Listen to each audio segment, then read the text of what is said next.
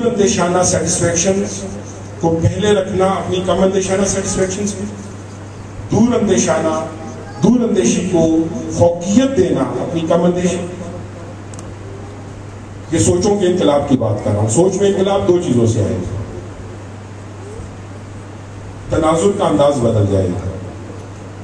آپ hair after کو یا ڈیفرڈ گریٹیفیکیشن، آپ ماں بعد اس کائنات کی زندگی کے بعد کی زندگی کو غور کریں. آپ دور اندیشی کو دیکھیں گے. اب بعد کے بینیفٹس کو زیادہ فوقیت دیں گے آج کے بینیفٹ کو، اور اگر انفرادی بینیفٹس پہ اجتماعی بینیفٹس کو فوقیت دیں گے. یہ دو چیزیں چاہیے. پورا انداز سوچ ہی تبدیل ہو جائے. اور واللہ آج تک جتنے ریفارمرز کائنات میں گئے ہو گزرے یہ آئیں گے.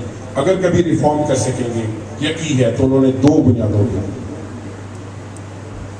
کہ ہر چیز میں بعد میں آنے والے بینیفٹس، ڈیفرڈ گریٹیفیکیشن، جو سائنس میں سوشیولوجی میں اسے ڈیفرڈ گریٹیفیکیشن کہتے ہیں، کو فوقیت دی جائے امیڈیٹ گریٹیفیکیشن کی.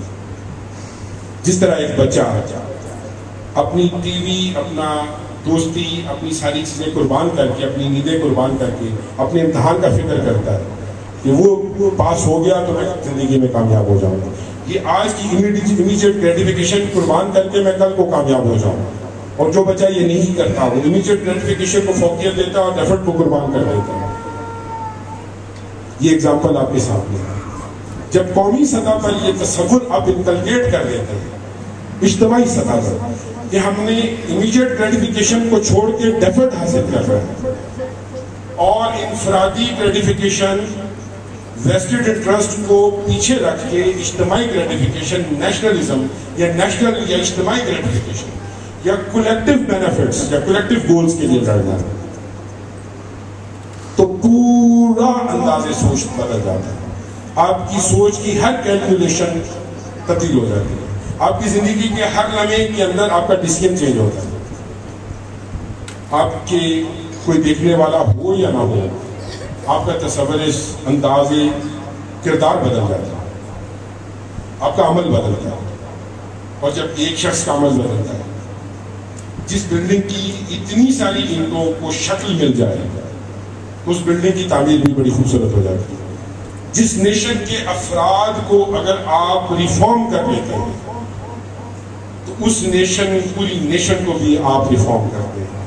لیکن کولیکٹیو سطح سے، اجتماعی سطح سے ان کی سوچ کے اندر دو بڑے ڈفرینس آتے ہیں. اگر یہ دو گولی کا علاج، یہ دو گولی کا درمان، یہ دو گولی کی دوا اگر اس نیشن میں انکلکیٹ کر دی جائے تو I bet my head on it کہ اس نیشن کی ہر فرد کی ہر سوچ میں تبدیلی ہے.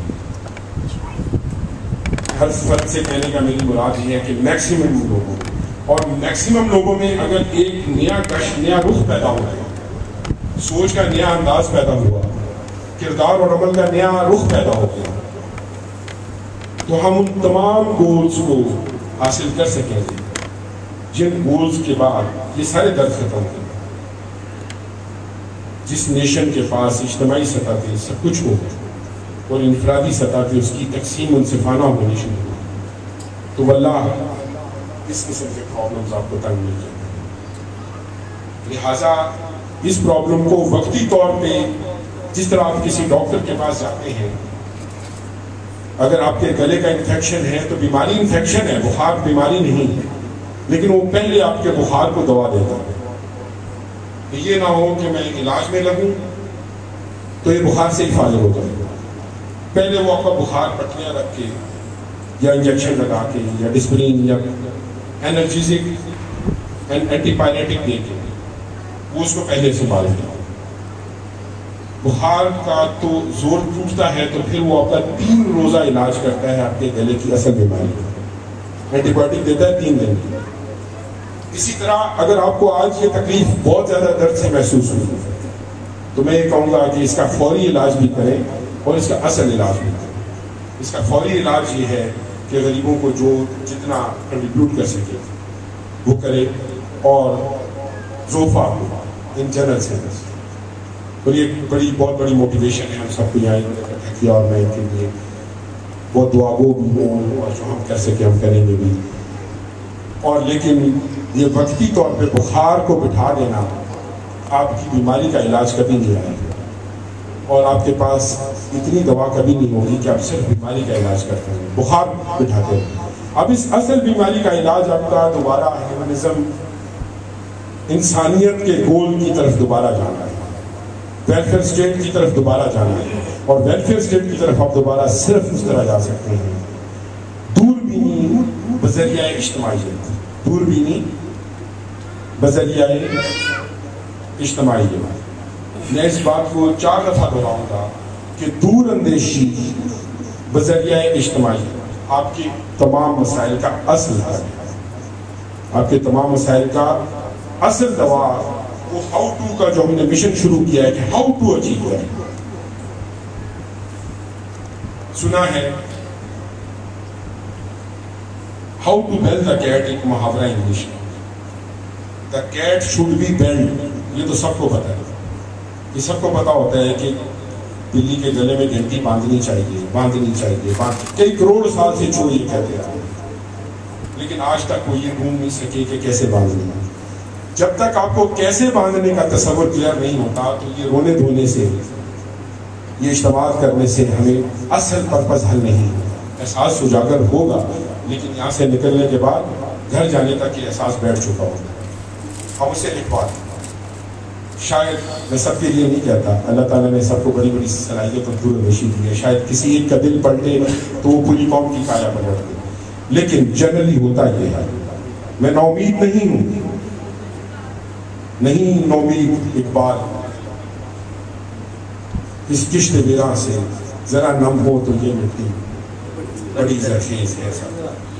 اب رستے میں آتے ہوئے اس پیغام کے بعد مجھے اس موضوع کا اندازہ رستے میں ہوا، پورا کلیئر نہیں تھا. مجھے وہ کارڈ ملا لیکن ضعیف کا تصور، پھر میں نے یہ کہا کہ میں اس کو پورے طریقے سے کور کر لیتا ہوں. لیکن آتے ہوئے 2 اشعار رستے میں نے جو لکھے ہیں وہ آپ کی نظر کرتا ہوں، اس کے بعد اجازت دوں گا. تجھ کو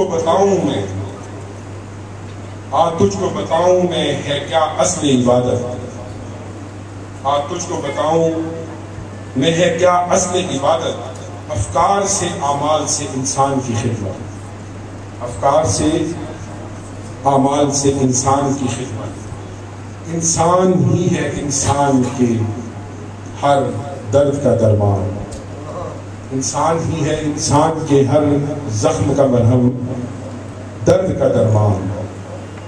انسان سے انسان کی تکمیل ہے فطرت، انسان سے انسان کی تکمیل ہے فطرت میں یہی رکھا گیا ہے کہ انسانوں کا مطالبہ انسان نہیں کرنا ہے، ان تکلیف زدہ لوگوں کا مداوع انہوں نے ہی کرنا ہے جو تکلیف میں نہیں ہے.